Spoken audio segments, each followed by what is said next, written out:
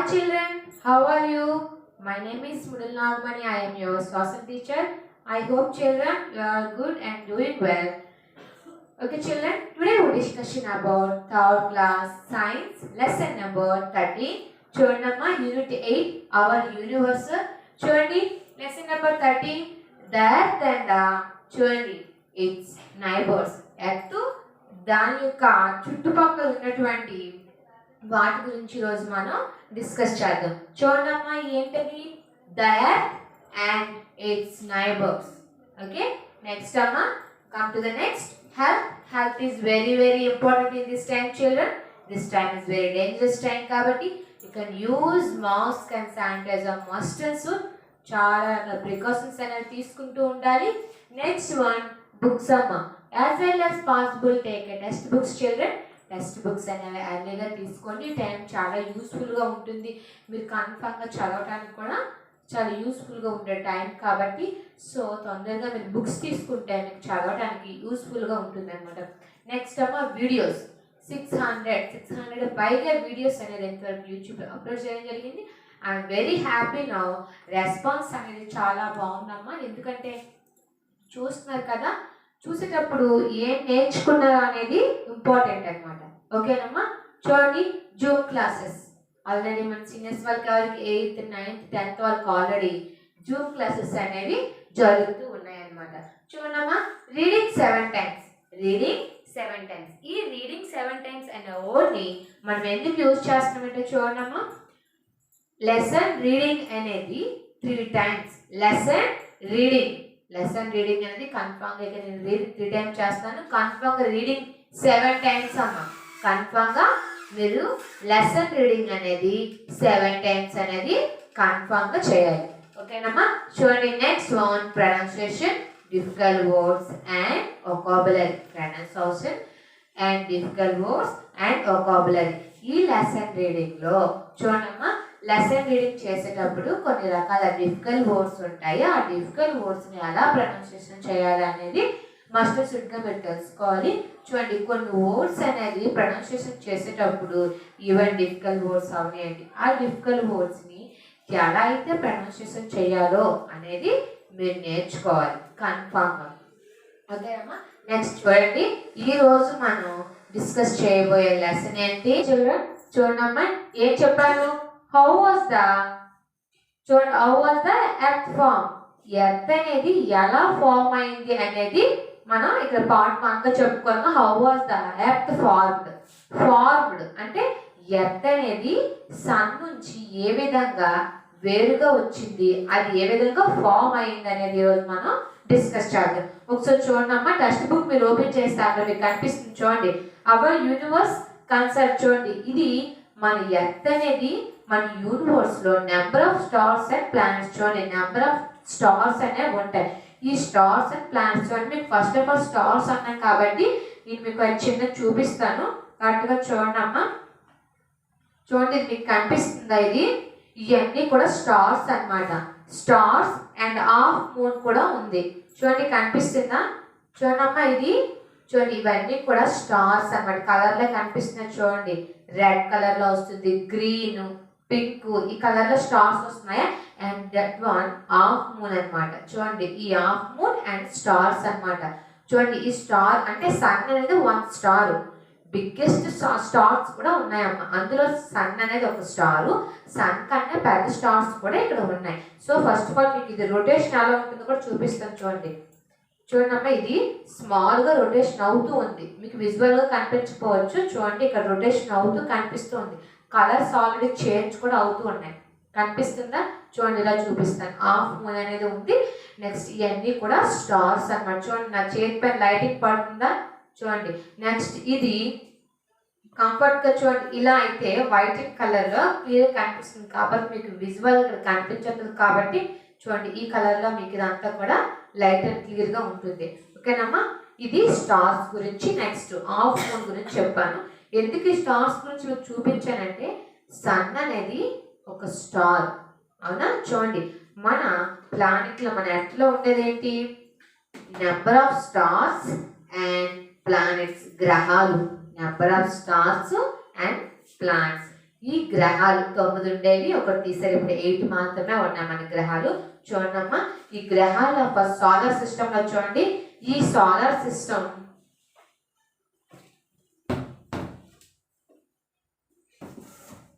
చూడమ్మా, మీకు ఇక్కడ కనిపిస్తున్న సోలార్ సిస్టమ్ చూడండి. ఇది సోలార్ సిస్టమ్. మనం ఈ సోలార్ సిస్టమ్ గురించి ఎందుకు చెప్పుకుంటున్నాం? ఒకసారి మీ టెక్స్ట్ బుక్ ఓపెన్ చేస్తే మీకు క్లియర్ కట్ గా కనిపిస్తుంది. చూడండి, ఇక్కడ టెక్స్ట్ బుక్ కూడా పెట్టాను. చూడండి, ఇది మన earth is the solar system.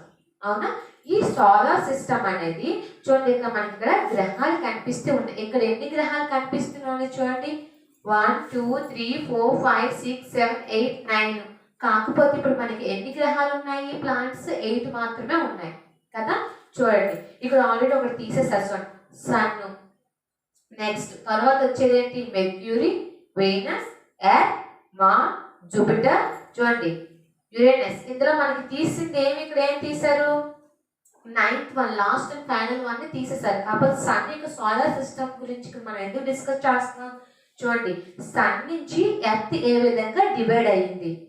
So ఆటోమేటిక్గా సన్లో కలిసి ఉండేది మన ఎర్త్. కాకపోతే ఈ సన్ నుంచి మన ఎర్త్ అనేది ఎలా డివైడ్ అయ్యింది అనేది ఈరోజు మనం చెప్తున్నాం. చూడండి అమ్మ, earth is in solar system. చూడండి, ఇక్కడ కనిపిస్తుందా? సన్ అన్నమాట. ఓకే, ఇది సన్. సన్ నుంచి చూడండి ఎన్ని గ్రహాలు కనిపిస్తున్న ప్లానెట్స్? 1 2. ఇక్కడ స్మాలెస్ట్ ఉంది చూడండి అమ్మ, చాలా చిన్నగా ఉంది. 1 2 3 4 5 6 7. మీకు బిగ్గెస్ట్ గా ఉన్నవి నేను చూపిస్తున్నాను. ఫస్ట్ ఆఫ్ ఆల్ కౌంట్ చేస్తున్నాను. 8. మన లాస్ట్ టైం మనం తీసేసాం కాబట్టి అది కౌంటింగ్ లేదు. సో ఈ 8 ప్లానెట్స్ అని మీకు కరెక్ట్గా కనిపిస్తున్నాయా? చూడండి అమ్మ, దిస్ వన్ సోలార్ సిస్టమ్ అన్నమాట. ఓకేనా? చూడండి, ఈ ఎర్త్, ఈ సోలార్ సిస్టమ్ లో మన ఎర్త్ అనేది ఇందులో ఉంది. కనిపిస్తుంది ఇక్కడ. ఇక్కడ చూడండి అమ్మ, ప్లూటో. మనం తీసేసిన లాస్ట్ వన్ ఏంటి? లాస్ట్ ప్లానెట్ ఏం తీసారు? ప్లూటో అనేది తీసేశారు. సో ప్లూటో అనేది మన ప్లానెట్స్ లో లేదు, మన గ్రహాల్లో లేదనమాట ప్లూటో అనేది. ఓకే అమ్మా, this one solar system pictures అనమాట. నెక్స్ట్ చూడండి, నెక్స్ట్ ఏముందమ్మా? The earth is one of the 8th planet of solar system. మన ఎర్త్ అనేది 8వ గ్రహంగా ఇందులో నోటీస్ చేయడం జరిగింది. The earth is one of the 8th planet in the solar system. మన సోలార్ సిస్టమ్ లో ఎర్త్ అనేది 8th ప్లానెట్ అనమాట. Next, the sun is the largest body in the solar system. మన సోలార్ సిస్టమ్ లోని sun అనేది largest body అనమాట. చూడండి, పెద్దగా ఉంటుంది. The solar system form a part of universe. ఈ సోలార్ సిస్టమ్ అనేది ఏంటి? మన యూనివర్స్ కి వన్ ఆఫ్ ది పార్ట్ అనమాట. The sun is star. మీకు ముందే చెప్పాను, అసలు స్టార్టింగ్ లో ఏం చెప్పాను? The sun is a star. Star అనేది అంటే సన్ అనేది వన్ స్టార్ అనమాట. సన్ కన్నా పెద్ద స్టార్స్ అనేవి చాలా ఉన్నాయి. There are many stars bigger than the sun is universe. Sun కంటే చాలా, మన యూనివర్స్లో సన్ కంటే ఇంకా చాలా పెద్ద స్టార్స్ అనేవి ఉన్నాయన్నమాట. Scientist use telescope to observe the hand bodies. చూడండి, వీటిని ఎలా చూస్తున్నారు? సైంటిస్ట్ అనేవారు టెలిస్కోప్ను ఉపయోగించి ఈ ప్లాంట్స్ అనేవి చూస్తూ ఉన్నారు, ఈవెన్ స్టార్స్. ఓకేనమ్మా, ఇది ఎలా యూజ్ చేస్తున్నారు? టెలిస్కోప్ ద్వారా మాత్రమే మనం చూడగలం. మనం ఇలా చూసినప్పుడు కూడా మనకు చిన్న చిన్న స్టార్స్ మాత్రమే కనిపిస్తాయి, కానీ మనకి మిగిలిన ప్లాంట్స్ అనేవి అంత క్లియర్ కట్గా కనిపించదు. సో మనకు అవి కనిపించాలంటే మనం ఏం చేయాలి? You can use, scientist use చేసేవాటి ఏంటి? Telescope. You can use telescope only. Okay, next చూడమ్మా, how is the earth form. మన ఎర్త్ అనేది ఎలా ఫార్మ్ అయింది చూడండి. Long ago there was no earth at all. ఎక్కడ కూడా చాలా సంవత్సరాల క్రిందట మనకి ఎర్త్ అనేది లేదు. It was believe the part of the sun. ఎక్కడి నుంచి ఇది పార్ట్గా వచ్చింది? సన్ నుంచి ఇది ఒక పార్ట్గా వచ్చింది అనమాట.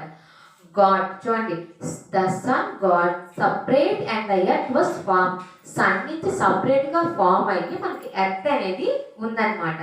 All the other plants most of been form in the same way. ప్రతి ఒక్క ప్లాంట్ కూడా ఇలానే ఈ సేమ్ వేలోనే, ఎలా అయితే సన్ నుంచి ఎర్త్ అనేది ఎలా ఫార్మ్ అయిందో సపరేట్ గా, ప్రతి ఒక్క ప్లాంట్ కూడా మస్ట్ హ్యావ్ బీన్, ఇవి ఎలా అయితే ఫార్మ్ అయ్యాయి, ఫార్మ్ ఇన్ ద సేమ్ వేలో కూడా ఇవి ఫార్మ్ అయ్యాయి అనమాట. As it as a part of the sun, the earth must have started as longer ball Bunny just చూడండి లాంగర్ బాల్. మన ఎర్త్ అనేది ఎలా ఉంటుంది చూడడానికి గుండ్రంగా ఉంటుంది. ఫర్ ఎగ్జాంపుల్ చూడండి అమ్మ, మీకు చిన్న బాల్ చూపిస్తాను. మన ఎర్త్ ఎలా ఉంటుంది ఇలా చూడండి. ఫర్ ఎగ్జాంపుల్ మీకు బాల్ మాత్రమే చూపిస్తున్నాను. మన ఎర్త్ అనేది ఎలా ఉంటుంది చూడటానికి గుండ్రంగా ఉంటుంది. సో లాంగ్ అంటే చాలా కాలం కింద యూరోపియన్స్ అనేవారు ప్రూవ్ చేశారు మనకి సన్ అనేది మన ఎర్త్ అనేది ఎలా ఉంటుంది రౌండ్గా ఉంటుందని. యూరోపియన్స్ కూడా చాలా సంవత్సరాల క్రిందటే నిరూపించడం జరిగింది. ఓకే, నెక్స్ట్ చూడమ్మా ఏముంది. All the other plants most have ఇలానే అవి కంటిన్యూ అవుతూ వచ్చే.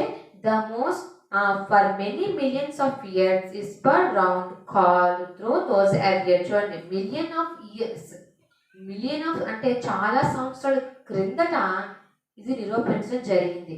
when the earth was cold because hard. చూడండి ఎలా ఉంటుంది ఎర్త్ చాలా హార్డ్గా ఉంటుంది అనమాట. Water vapors and found among the hot gases and greater cause the form water. చూడండి అక్కడ వాటర్ ఎలా ఫామ్ అయింది. Millions of years water warms form among. చూడండి వాటర్స్ అనేవి చిన్న చిన్న బాల్స్. మీకు ముందుగా చెప్పాను ఏంటది జర్నీ టు స్పేస్లో మీకు ఏం చెప్పానమ్మా ప్రీవియస్ క్లాస్లో ఏం చెప్పాను. జర్నీ టు స్పేస్లో మూన్ పైన వాటర్ అనేది చిన్న చిన్న హోల్స్ లాగా ఉంటుంది. అంటే అక్కడ ఏమి no water, no air, no animals and no plants. మనకి మూన్ పైన ఎటువంటి అవైలబుల్ లేదు, ఎందుకంటే అక్కడ మనం నివసించలేము కాబట్టి అక్కడ ఎలా ఉంటుంది చిన్న చిన్న హోల్స్ అనేవి ఉంటాయని చెప్పాను. సేమ్ యాస్టిస్ ఇక్కడ కూడా అలానే ఉందన్నమాట. Next this mass of water form oceans. ఇది ఎక్కడి నుంచి ఫామ్ అయింది ఓషియన్స్, సముద్రాల నుంచి మాత్రమే ఇది ఫామ్ అవుతూ ఉందన్నమాట.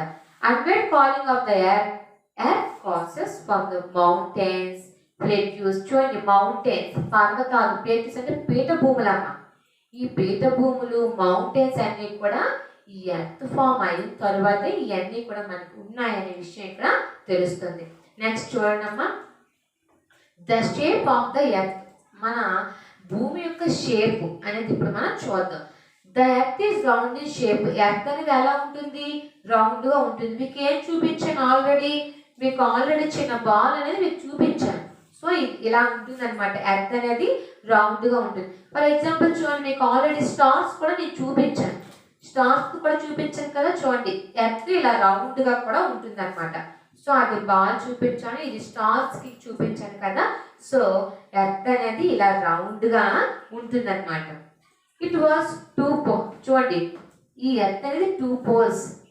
అయితే చూడండి it has 2 poles. I see the north and the south place. చూడండి ఈ పోల్స్ ఎలా ఉంటాయి దక్షిణ, ఉత్తరము అండ్ దక్షిణ ఈ 2 poles ఉంటుంది అనమాట. చూడండి it is suddenly faster at the poles like a orange. ఈ ఎలా ఉంటుంది లైక్ ఆరెంజ్. ఆరెంజ్ కూడా ఎలా ఉంటుంది చూడండి ఇక్కడ కనిపిస్తుందా పిక్చర్. చూడండి ఇది ఎలా ఉంటుంది ఆరెంజ్. ఇది రౌండ్గా ఉందా లేదా ఆరెంజ్. సో ఎర్త్ కూడా ఎలా ఉంటుంది అనేది ఇక్కడ చూపించారు. Next it's diamond roundly 13,000 kilometers. దీని యొక్క వ్యాసం ఎంత, దీని వ్యాసం ఎంత అంటే ఎంత ఇచ్చారు 13,000 kilometers. దీని వ్యాసం ఎంత అమ్మా 13,000 kilometers ఉంటుందన్నమాట. ఓన్లీ మన ఎర్త్ మాత్రమే. చూడండి మనం ఏం చెప్పుకోవాలి ద షేప్ ఆఫ్ ఎర్త్. చూడండి ద షేప్ ఆఫ్ ఎర్త్ దీని గురించి మనం చెప్పుకుంటున్నాం.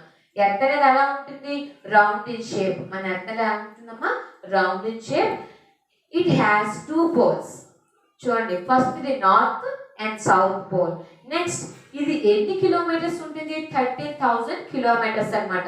Next hundreds of years ago Europeans proved earth is round shape అని.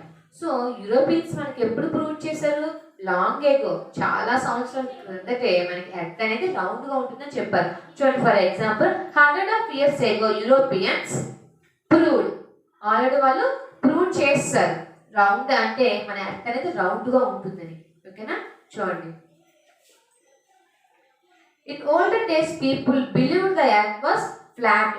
అప్పుడు పూర్వకాలంలో ఎర్త్ ఫ్లాట్గా ఉంటుందని మాత్రమే అప్పుడు అనుకునేవారు. ఫ్లాట్ అంటే ఏంటమ్మా చూడండి ఇది ఎలా ఉంది ఫ్లాట్గా లేదా, ఇది ఎలా ఉంది ఫ్లాట్గా సమానంగా ఉంది. సో మన ఎర్త్ అనేది ఎంత ఫ్లాట్గా ఉండేది అని అప్పుడు వాళ్ళు అనుకున్నారు ఓల్డ్ పీపుల్ అనమాట.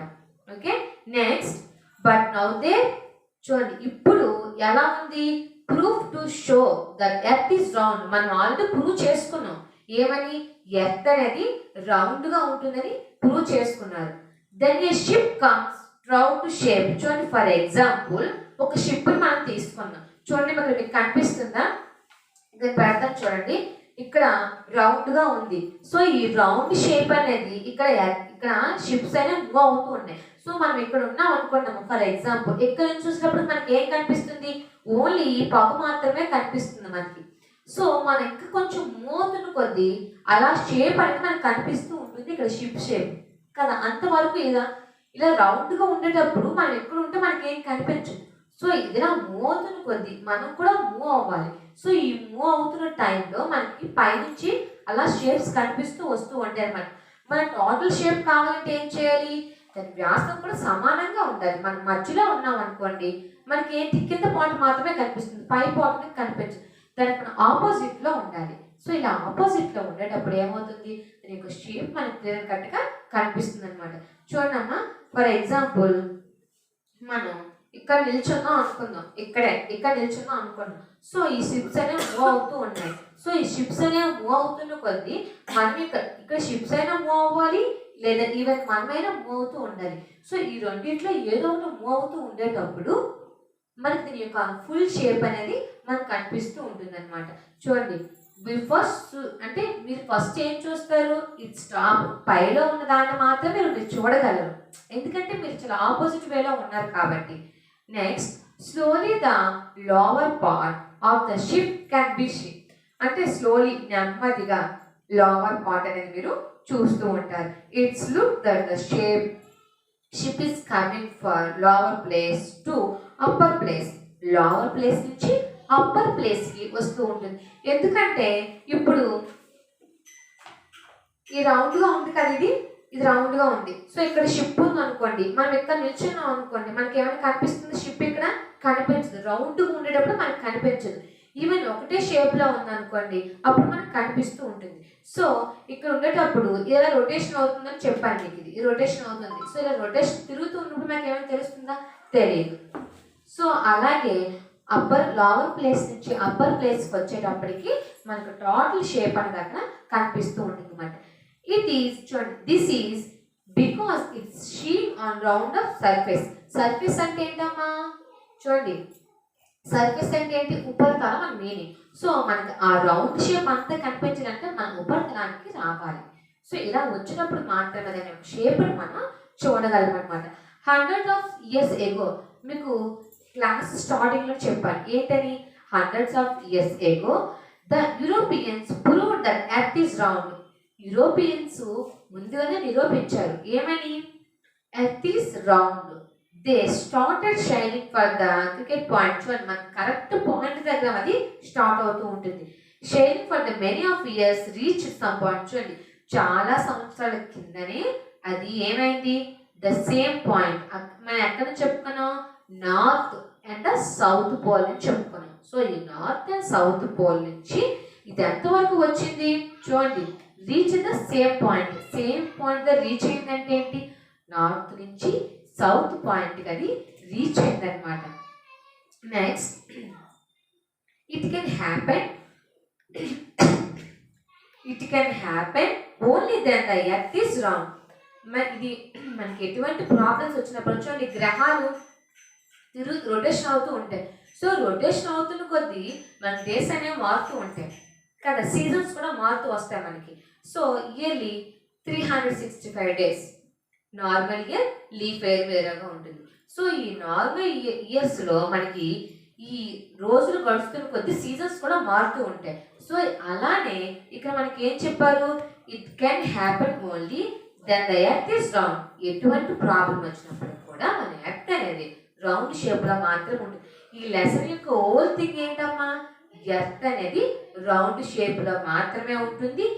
మన సోలార్ సిస్టంలో 9 గ్రహాల్లో ఒక గ్రహం లేదు కాబట్టి, ప్లూటో ఆల్రెడీ తీసేసారు కదమ్మా. ఈ ప్లూటో తీసిన తర్వాత మన ప్లానెట్స్ అనేవి 8 ఉన్నాయనే విషయం తెలియడం కోసమే ఈ లెసన్. చూడండి ఎర్త్ చుట్టూ ఉన్నటువంటి ప్లానెట్స్ గురించి. చూడండి, ఎర్త్ ఇస్ నైబర్స్. నైబర్స్ అంటే ఏంటి? ఇరుగు పొరుగు వాళ్ళని అర్థం కదా. సో ఈ లెసన్ ప్రకారం ఏంటి? నైబర్స్ అంటే పొరుగును ఉన్నవాళ్ళు. సో ఈ ఎర్త్కి దగ్గరలో ఉన్నటువంటి ప్లానెట్స్ గురించి ఈరోజు మనం డిస్కస్ చేస్తాం కదా. Next page number 104 తీయండమ్మా. అక్కడ చూడండి, మళ్ళీ ఏ విధంగా ప్రూవ్ చేస్తారు? ఫోటోగ్రాఫ్ కలిగి. చూడండి, ఫొటోస్ కూడా మనకి క్లియర్ కట్గా కనిపిస్తుంది. ఎర్త్ రౌండ్ షేప్ లో ఉంటుంది. ఫర్ ఎగ్జాంపుల్ గ్లోబల్ చూడండి, ఆ గ్లోబల్ లో కూడా మన రౌండ్ అనేది ఎర్త్ అనేది రౌండ్ షేప్ లో ఉంటుంది అనమాట.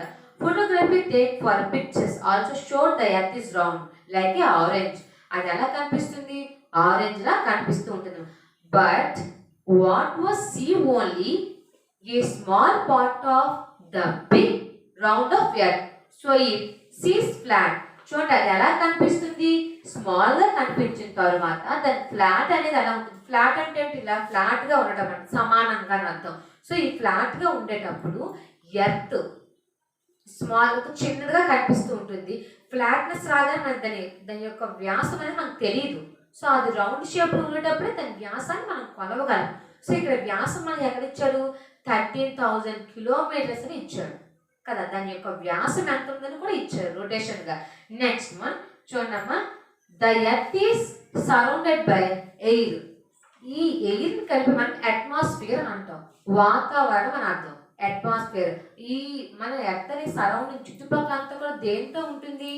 Air, atmosphere. సో ఈ ఎయిర్ ఉన్న వాళ్ళకి అది వాతావరణం. ఓకే, నెక్స్ట్ చూడండి, రెవల్యూషన్ ఆఫ్ రొటేషన్. చూడండి, రెవల్యూషన్ అండ్ రొటేషన్. విప్లవం. రెవల్యూషన్ అంటే ఏంటమ్మా? విప్లవం. ఇక్కడ రొటేషన్ అంటే ఏంటి? ఇక్కడ తిరగటం మనం అంటాం. కాకపోతే ఇక్కడ రొటేషన్ అంటే ఏంటి? భ్రమణం అని అర్థం. రొటేషన్ అంటే ఏంటమ్మా? భ్రమణం అనమాట. విప్లవం అంటే ఇక్కడ ఏంటి? రెవల్యూషన్ అంటే విప్లవం అండ్ రొటేషన్. విప్లవం అంటే రెవల్యూషన్ గురించి అండ్ రొటేషన్ గురించి మనం ఈరోజు తెలుసుకుందాం. ఏ విధంగా భ్రమణం చెందుతాయి అనేది. సో సీజన్స్ గురించి మీకు ముందే చెప్పాను. ఈ రెవల్యూషన్ అనేది చూడండి, రెవల్యూషన్ అంటే విప్లవం, రొటేషన్ అంటే చెప్పాను ఏంటని? The sun approve to move for the east to the west. చూడండి, ఎక్కడి నుంచి? తూర్పు నుంచి పడమర. తూర్పు నుంచి పడమరకు అనమాట. It is not the sun but it the earth which moves round the sun for the west to east. పడమర నుంచి తూర్పుకి. చూడండి, ఇక్కడ ఎంత క్లియర్ కట్గా ఇచ్చారు. The earth revolute round the sun. చూడండి ఎలా ఉంటుంది? ఈ సన్ అనేది కూడా రౌండ్ గానే ఉంటారు. సో ఇక్కడ ఫర్ ఎగ్జాంపుల్ ఇక్కడ ఏం తీసుకున్నారు? Earth revolute round the sun. Earth అయితే ఎలా ఉంటుందో సన్ కూడా అలానే ఉంటుంది.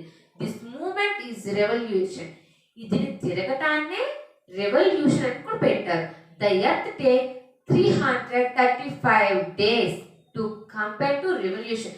ఇది తిరగడానికి ఏమంటే 365 రోజులు కూడా రొటేషన్ అవుతూ ఉంటుంది. So thus rotation call means భ్రమణం. అది తిరగటాన్ని ఏమంటారమ్మా? భ్రమణం అంటారనమాట. చూడండి, 1 revolution is contained of yes 1 year. ఈ తిరుగుతున్న దాన్నే 365 days మనం ఏమంటాం? 1 year అంటాం. ఈ 1 year లో సీజన్స్ కూడా వస్తూ ఉంటాయి. It also causes change in seasons.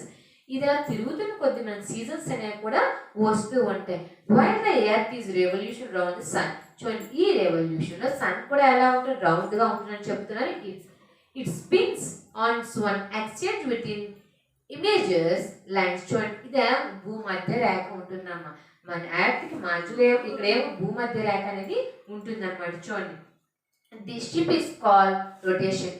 దీన్నే ఏమంటారు? భ్రమణం అంటారు. తిరగటాన్నే, రొటేషన్ అవ్వటాన్నే భ్రమణం అంటారు అన్నమాట.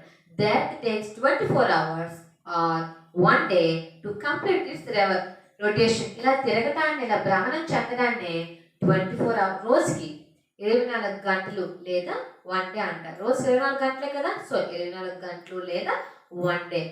It's completely rotation.